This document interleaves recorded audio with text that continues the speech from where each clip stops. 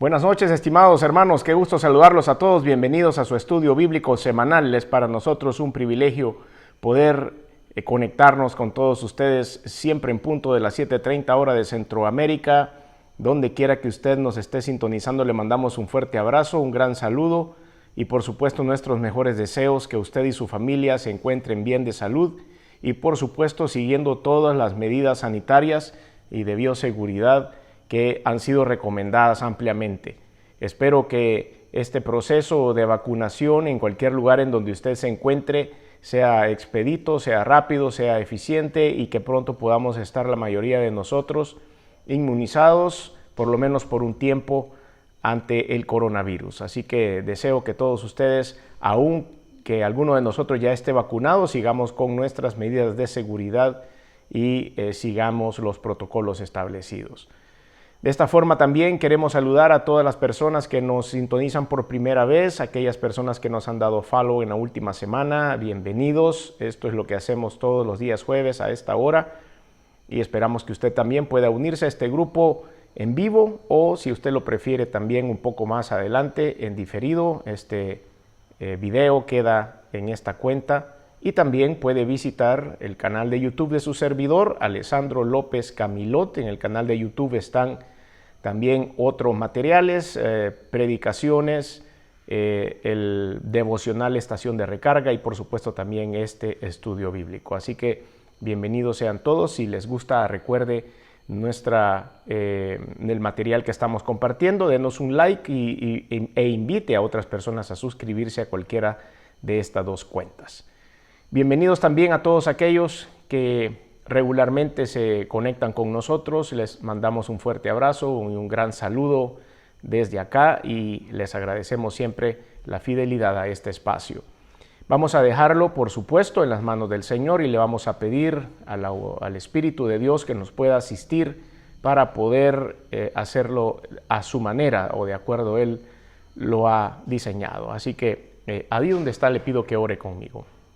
Señor Jesús, venimos a tu presencia deseando que la palabra que vamos a compartir ahora, que vamos a estudiar, Señor, sea de edificación para la iglesia, que podamos comprender, Señor, el por qué escribes lo que escribes, el por qué dices lo que dices, cómo lo podemos aplicar a nuestra vida, de qué se trata todo esto, Señor, y estamos más que a la expectativa de poder recibir de ti siempre, Señor, esa unción, ese respaldo, ese conocimiento bíblico, pero no lo podemos hacer con nuestras propias fuerzas, sino que lo tenemos que hacer, Señor, bajo la inspiración del Espíritu de Dios, no solo el que lo comparte, no solo el que lee el estudio, no solo es el que está leyendo la porción de la Escritura, sino todos los que estamos conectados en este espacio. Por eso, Señor, dejamos hoy en esta oportunidad todo lo que digamos bajo el filtro del Espíritu de Dios. Y te pido, Señor, que puedas derramarte donde quiera que estén cada uno de nuestros oyentes,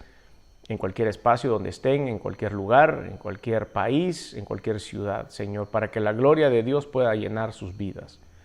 Y es también menester que en este momento podamos poner a tu presencia, Señor, todas esas peticiones especiales que tienen algunos de mis hermanos, aquellas por las cuales han estado orando, aquellos factores en la vida que han estado robándoles la paz.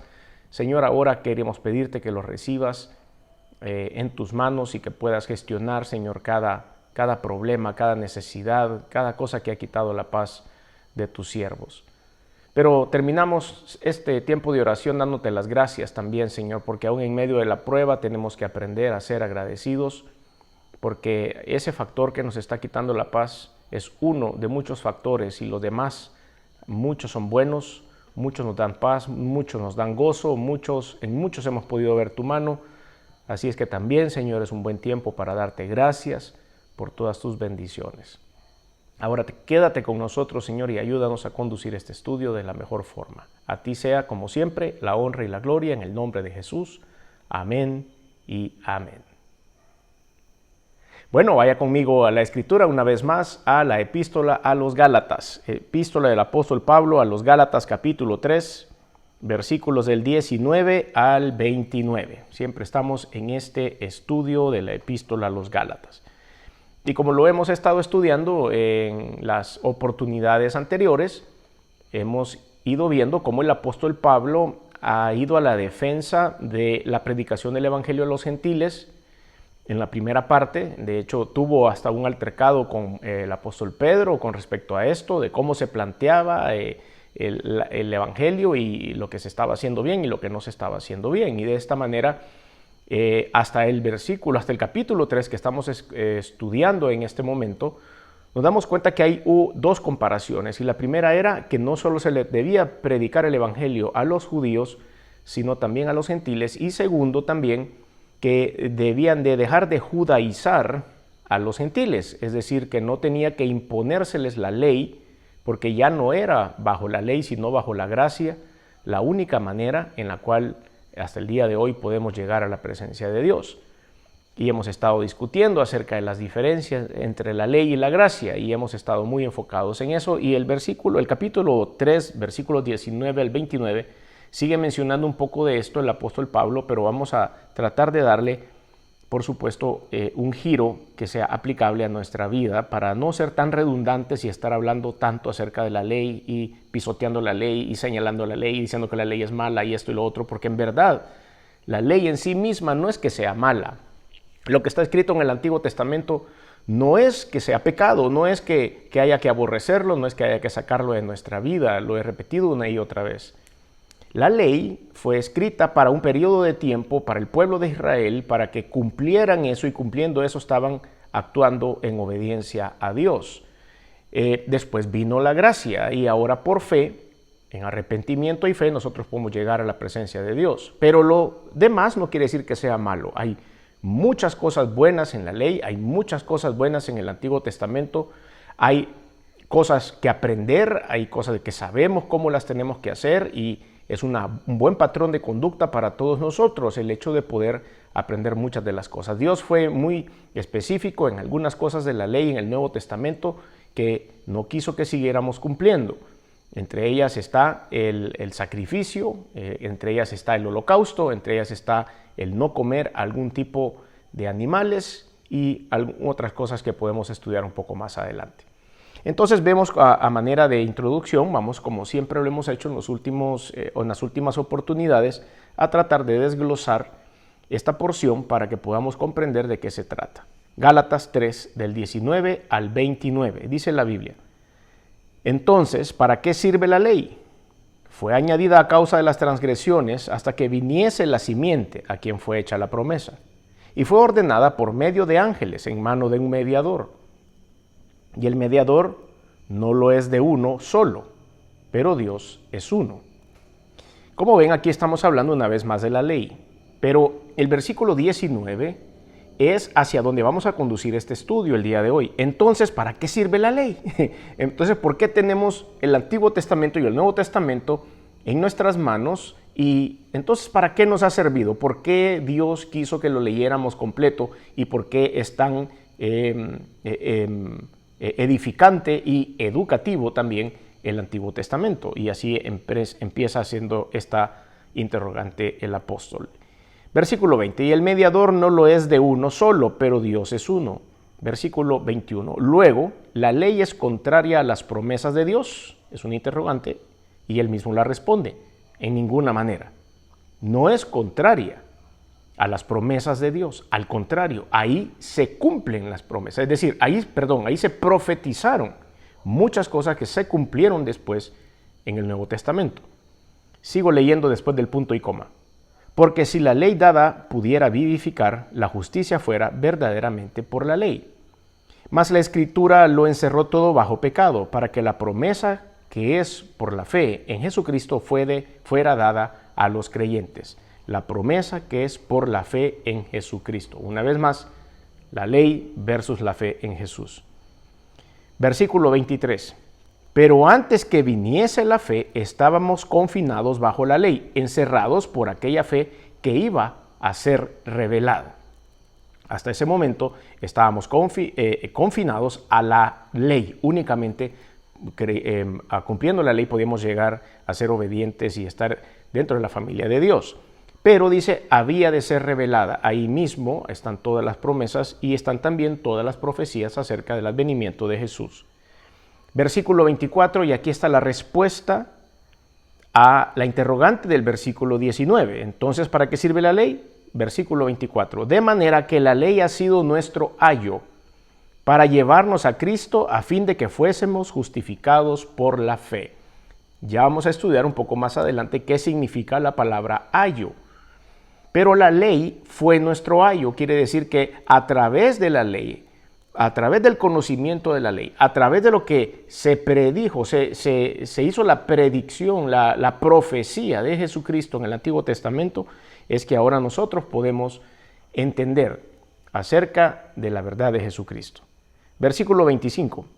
Pero venida la fe, ya no estamos bajo ayo, porque ya se cumplió el acompañamiento. Vamos a verlo un poco más adelante.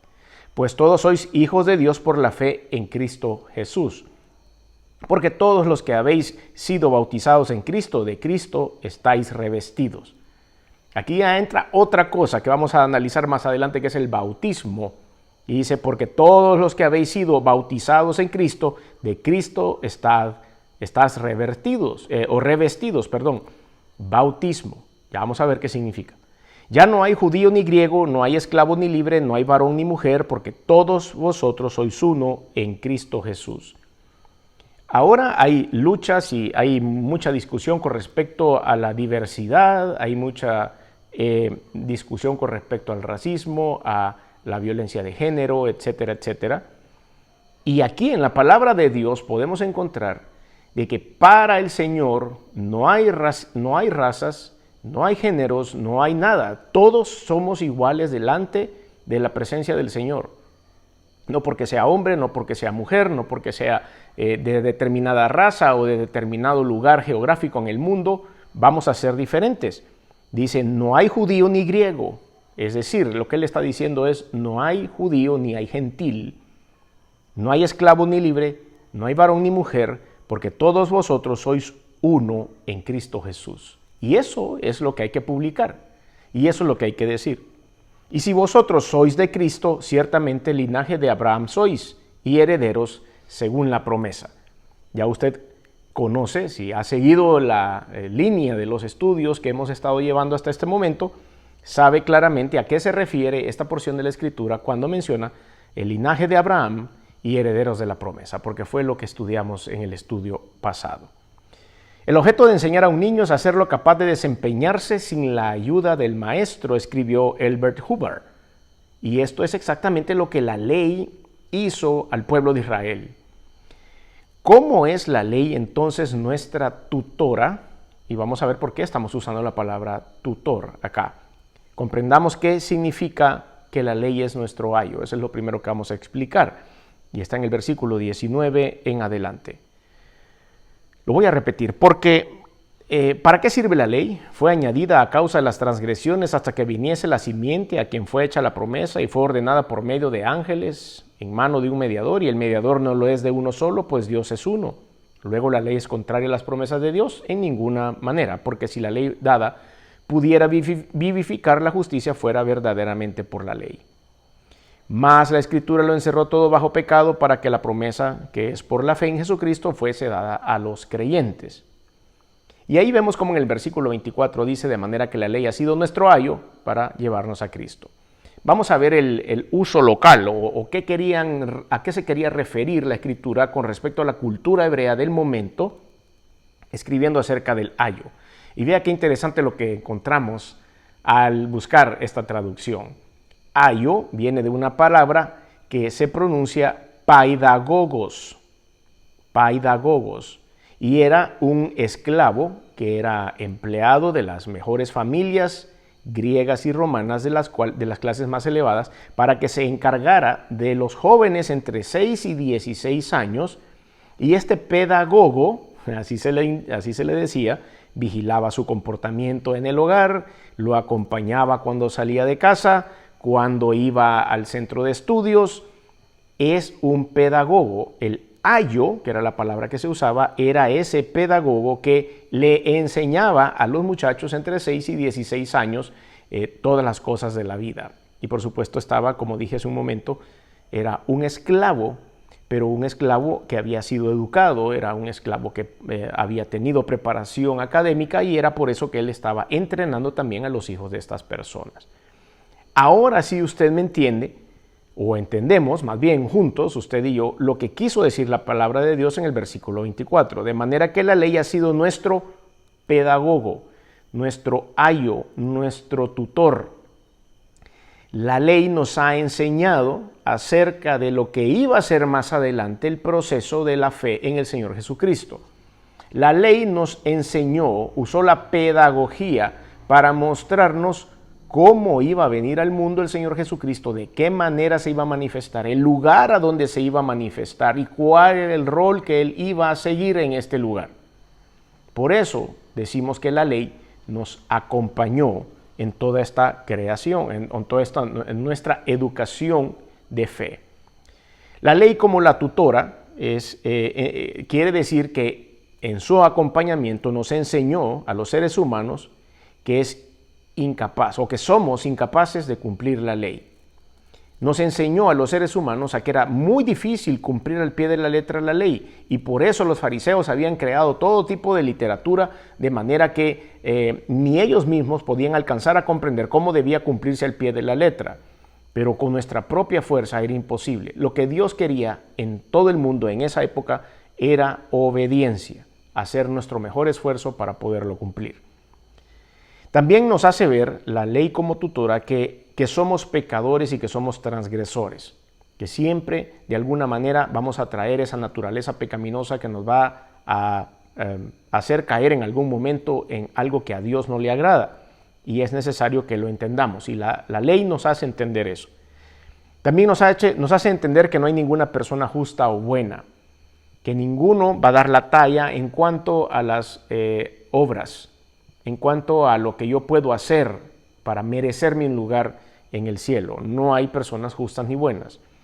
También que es imposible alcanzar la salvación por las obras. Eso está claro también en el conocimiento de la ley y que es imperativo que viniera un Salvador, un Redentor, que se pusiera en práctica ese otro plan que el Señor había creado, que era el plan Jesucristo para la salvación del mundo. Todo eso aparece en la ley. Vemos cómo entonces la ley nos lleva a Cristo. Era un buen preámbulo, por eso Dios lo ha dejado ahí. Primero, para que conozcamos de dónde venimos, de dónde viene la fe. Y segundo, también para que podamos nosotros llevar en nuestro patrón de vida algunos de los buenos consejos que hay en esa porción de la Escritura. Versículo 24, lo leo una vez más, de manera que la ley ha sido nuestro ayo para llevarnos a Cristo, a fin de que fuésemos justificados por la fe, que es al final la meta de todos los creyentes. Entonces la palabra, la ley, nos ha enseñado que necesitamos de Jesús, el Cristo, para obtener la redención, que necesitamos la redención o el rescate de nuestros pecados para vivir fuera del gobierno del pecado y en el gobierno del Señor Jesús, que necesitamos también una nueva naturaleza, que necesitamos ser regenerados, que tenemos esa naturaleza pecaminosa que está metida en el corazón de todos los seres humanos y que de alguna manera debemos transformarlo, que necesitamos ser gobernados por el glorioso Espíritu de Dios y necesitamos vivir en santidad en Jehová. Por ejemplo, esto de que necesitamos ser gobernados por el glorioso Espíritu de Dios, hay un evento en Hechos capítulo 2, que es el día de Pentecostés, en donde lenguas de fuego cayeron repartidas sobre las personas y hablaron en otras lenguas, etcétera, etcétera. Y eso había sido profetizado en el libro de Joel capítulo 2. Si usted lee el libro de Joel capítulo 2, en el Antiguo Testamento, en la ley, en la parte de los profetas, ahí ya había sido anunciado que ese evento se iba a llevar a cabo. Cuando el pueblo había leído esa porción del libro del profeta Joel, ya estaban a la expectativa de que en un momento, dice ahí, en los postreros días, derramaré de mi espíritu sobre toda carne. Y ahí ya todo el mundo estaba a la expectativa. De hecho, cuando sucedió esto, se menciona esa porción de la Escritura porque nos enlaza en el pasado, durante la ley, durante la época de la ley, y cómo se prometió eso que iba a suceder. Por lo tanto, cuando sucede, la gente sabía exactamente qué estaba sucediendo. El glorioso Espíritu de Dios había caído sobre la iglesia naciente, sobre la iglesia creciente. Necesitamos vivir en santidad a Dios. Nos ha dejado clara la enseñanza de la justificación, la cual estuvimos también estudiando hace un par de semanas acerca de la justificación, y entendimos que la justificación es por la fe, entendimos que la justificación no es por obras y entendimos que el justo por la fe vivirá, y que todo esto circula en nuestro modo de vida. ¿Qué es realmente lo que nosotros aprendemos hasta este momento? El pueblo de Israel, cuando tenía la ley en su mano, cuando ellos tenían que cumplir lo que decía ahí y se habían puesto un poco frenéticos en ese sentido, nos enseñan algo que es vital hoy en día también para nosotros, y es ahí donde nos acompaña el tutorial de la ley, y es la obediencia. Ellos tenían que ejercitar la obediencia más que la fe en ese momento. Pero nosotros hoy ejercitamos más fe. Sin embargo, no podemos dejar a un lado la obediencia porque una cantidad tan grande de mensajes, de consejos, de mandamientos que existían en el Antiguo Testamento, asimismo los tenemos en el Nuevo Testamento, que son de estricto cumplimiento. Y nosotros, para poderlos cumplir, para poderlos aceptar como verdad y que sean parte de nuestra vida, es ahí cuando debemos ejercitar primero la fe y luego la obediencia.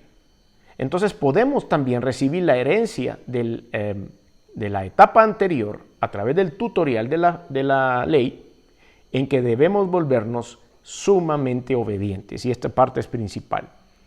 He aquí donde llego a la primera porción de tiempo de participación y tengo dos interrogantes para todos nosotros. La primera, ¿había visto usted la ley como una tutora?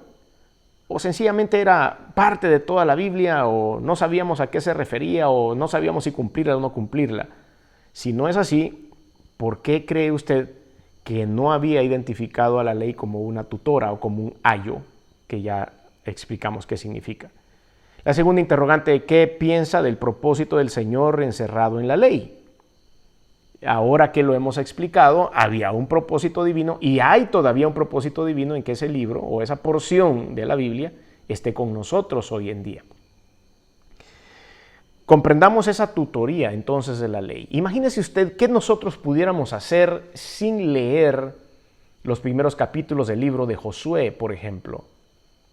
Esfuérzate y sé valiente. No temas ni desmayes, porque Jehová tu Dios estará contigo donde quiera que vayas. ¿Qué fuera nuestra vida sin esa palabra? Como le dijo también a Moisés el Señor en Éxodo 33:14, mi presencia irá contigo y te daré descanso. ¿Qué seríamos nosotros sin promesas como esa, que son trascendentales y que siguen estando vigentes al día de hoy? ¿Qué haríamos nosotros sin poder leer las historias del rey David? ¿Qué haríamos nosotros sin poder leer las historias de fe de Moisés, de Abraham? ¿Qué fuera nuestra vida sin conocer todo lo que esos reyes hicieron para conquistar la tierra de Canaán? ¿Qué fuera de nosotros si no pudiésemos entender y ser consolados a través de los salmos? ¿Qué pudiéramos hacer nosotros sin tener los consejos sabios del proverbista en el libro de los Proverbios? ¿Qué pudiésemos hacer nosotros sin tener esos 31 capítulos de Proverbios que pueden edificar nuestra vida y enseñarnos las cosas buenas y malas que hay y que son perfectamente aplicables a esta etapa? No pudiéramos hacer nada. Es ahí donde la palabra nos acompaña, es ahí donde la ley nos acompaña, es ahí donde verdaderamente el Antiguo Testamento está presente para cada uno de nosotros y siguen en muchos casos haciéndonos tutoría. ¿Qué haríamos sin un Salmo 121? ¿Qué haríamos sin un Salmo 48? ¿Qué haríamos sin un Salmo 103? ¿Qué haríamos sin ese Salmo 150? ¿Qué haríamos en el nombre de Jesús? ¿Qué haríamos? El Señor nos ha dejado esto para una edificación personal. El segundo punto que quiero tocar con ustedes es la tutoría de la ley como preparación para la vida del guerrero, del soldado, del militante de Jesucristo. Gálatas capítulo 3 versículos 25 al 27. Pero venida la fe ya no estamos bajo ayo. Ok. Entonces dice, está bien que lo hayas hecho antes, pero venida la fe, eso cae por encima del cumplimiento de la ley. Pero venida la fe ya no estamos bajo ayo, pues todos sois hijos de Dios por la fe en Jesús. Queda claro. Porque todos los que habéis sido bautizados en Cristo, de Cristo estáis revestidos. La ley deja de ser nuestra tutora en un momento dado. Pero venida la fe, ya no estamos bajo ayo, porque ya en Cristo Jesús nosotros somos nuevas criaturas, hemos sido sellados por el glorioso Espíritu de Dios en nuestra vida, y el Espíritu Santo entonces nuestro ayo es el Espíritu Santo entonces a partir de ese momento sería nuestro ayo, nuestro tutor, nuestro guía, nuestro pedagogo, el que nos va a enseñar cómo actuar, qué hacer, qué es bueno y qué es malo, lo que nos va a guiar y no nos va a guiar dentro de nosotros y de nuestro corazón es el Espíritu de Dios, y por eso Él sería nuestro ayo en este momento, si queremos darle esa figura. Él es nuestro tutor, Él es el pedagogo, nos enseña cómo hacerlo. ¿Y en qué sentido nos instruye? Pues nos redarguye. ¿Qué quiere decir la palabra redarguir? Pues bueno, nos hace sentir, nos hace ver una realidad, nos hace darnos cuenta. Eso quiere decir la palabra redarguir. Redarguye de pecado, dice la palabra de Dios. ¿Qué quiere decir esto? Que nos hace dar cuenta o hacernos dar cuenta que estamos cayendo en un pecado y Él nos lo hace saber. Nos alienta, nos da fuerza en medio de la dificultad, pero también nos enseña cosas que debemos y no debemos hacer, cuándo debemos callar, cuándo debemos hablar. La sabiduría divina viene de la presencia del Espíritu Santo y es por eso que nos redarguye, a eso significa. Nos exhorta, quiere decir que en algunas ocasiones vamos a probablemente a ser regañados por el Espíritu de Dios. En algún momento Él nos va a decir, eso no está bien, lo que estás haciendo no está bien, porque no siempre vamos a hacer las cosas correctas, obviamente. Nos ilumina. Esto quiere decir la palabra iluminar, aunque muchos de nosotros la podemos pensar como que es algo superior a nosotros. La palabra iluminar significa que el cristiano lee la palabra de Dios, la entiende y hay una indicación clara de la Biblia al lector. Hay personas que dicen, teológicamente no es correcto, pero dicen algunos, es que Dios me reveló a través de la palabra de Dios que yo no tenía que meterme en ese negocio. Por ejemplo, ahí la palabra correcta es iluminación. La revelación divina fue dada a través de la Biblia. Y ya no hay más revelación. La palabra de Dios es clara en el libro de Apocalipsis y dijo, la revelación divina ha sido cerrada con el último capítulo, el capítulo 22 del libro de Apocalipsis. Por lo tanto, la iluminación es la palabra correcta. Si usted recibe la iluminación de Dios para entrar en un negocio, para deshacer una sociedad, para decirle así a esa persona que le anda pretendiendo, o decirle no, o guiar a sus hijos, etcétera, etcétera. Todo este tipo de cosas. Cuando uno lee la palabra o cuando uno está en oración y recibe la guianza del Espíritu, se llama iluminación, teológicamente correcto. Entonces nos ilumina, nos guía y nos capacita con empoderamiento. El Espíritu Santo, dice la palabra de Dios, reparte dones, da autoridad, y todo esto está reservado únicamente para los que creen, así como dice la palabra de Dios en el Evangelio según San Marcos capítulo 16. Nos capacita con empoderamiento y con dones. Por lo tanto, ya no hay necesidad de la tutoría de la ley como tal, porque ese rol ahora, aunque sigue siendo una buena guía para nuestra vida, el rol de tutor, el rol de pedagogo lo ha tomado el Espíritu de Dios. Pero venida la fe ya no estamos bajo ayo. Leo de nuevo Gálatas capítulo 3. Pues todos sois hijos de Dios por la fe en Jesucristo, porque todos los que habéis sido bautizados en Cristo. Ahora vamos a hablar un poco acerca del bautismo. Y aquí venimos a redundar en el mismo tema anterior acerca de la obediencia. El bautismo es un testimonio público del creyente como militante de Jesucristo. Porque todos habéis sido bautizados en Cristo, dice esa porción de la Escritura, de Cristo estáis revestidos. ¿Qué significa de Cristo estamos revestidos? Pues bueno, viene también de una palabra griega que se pronuncia Christón, enedeustate, que quiere decir que usamos en la presencia de Dios como escarapela o uniforme de servicio como el de un soldado. Aquí vamos una vez a utilizar la cultura hebrea de la época para poder entender a qué se refería con esto. En Cristo estáis revestidos, significa que estamos uniformados, como se uniformaba un soldado, de el Señor Jesús en este caso. Este verbo, esta palabra era muy común en el sentido de ponerse vestidos literalmente. Significa que una persona, no significa que una persona va a entrar en Cristo, pero, o que sea salvo por medio del bautismo, según las enseñanzas de las religiones que hay en algunos puntos que dicen precisamente que al bautizarse uno ya quedó salvo de los pecados y que uno entonces a través de ese acto obtiene la salvación eterna. Eso no es correcto. Somos justificados por la fe en Cristo, no por la circuncisión ni por el bautismo, pero el bautismo era la profesión pública y la prenda que nosotros entregábamos para revestirnos de la presencia de Cristo. Ahora me voy a tomar un minuto para poder explicar esto.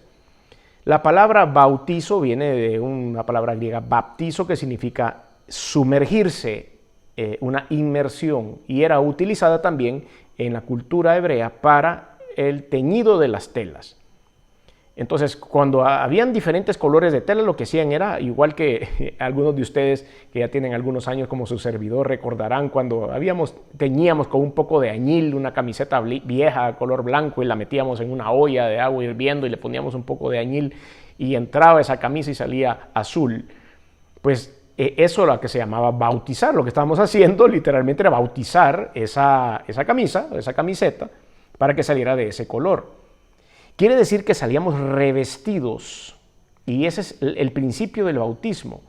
Cuando nosotros hacemos ese paso de obediencia y somos bautizados en agua, tenemos que ser sumergidos, porque ese es el tipo de bautismo bíblico.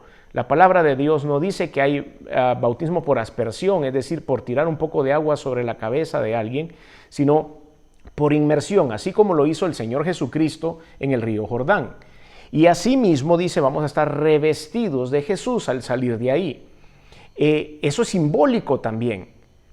No quiere decir que las aguas bautismales tengan algo especial, que el agua sea un agua curativa o que sea un agua que verdaderamente nos vuelva a la santidad. Eso no es lo que estamos diciendo, es un paso de obediencia.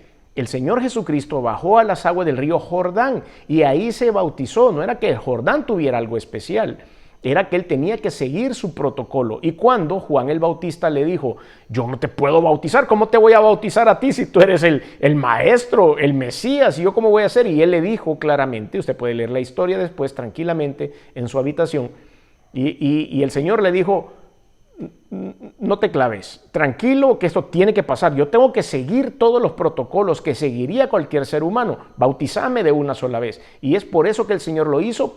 ¿Por qué?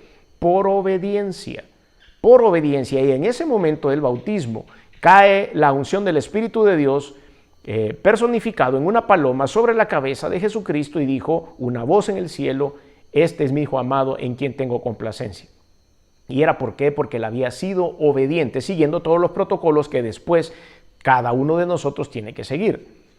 Es por eso que el bautismo por inmersión, cuando uno ya tiene la conciencia de tomar esa decisión, es decir, cuando uno ya tiene cierto nivel de comprensión en su mente, es tan importante. Es por eso que también cuando nosotros nos fijamos en cómo el Señor Jesucristo se condujo en el tiempo que estuvo acá en el mundo, nos damos cuenta que nosotros deberíamos hacer lo mismo. Por ejemplo, hay personas que llegan y se sientan delante de un plato de comida y a entrarle de una vez al plato de comida. No podemos hacer eso, hay que darle gracias a Dios en algún momento, por lo menos un segundo antes. Hay que darle gracias a Dios. ¿Por qué? Porque Jesucristo lo hacía. Jesucristo partía el pan y daba gracias. Jesucristo compartía la mesa con sus discípulos y daba gracias. ¿Por qué nosotros no vamos a dar gracias si lo hacía el Señor Jesús? El Señor Jesús se bautizó, ¿por qué nosotros no nos vamos a bautizar? Era parte del protocolo, es parte del protocolo en el cual nosotros públicamente nos vamos a sumergir en la presencia de Dios, simbólicamente también, y de esa manera nos vamos a ser seguidores de Cristo. Ahora, debo aclarar, y como lo dije hace un momento, el bautismo, así como en el pasado, durante la época de la ley, la circuncisión, no salvan. La salvación es a través de la fe, del arrepentimiento de los pecados y la fe.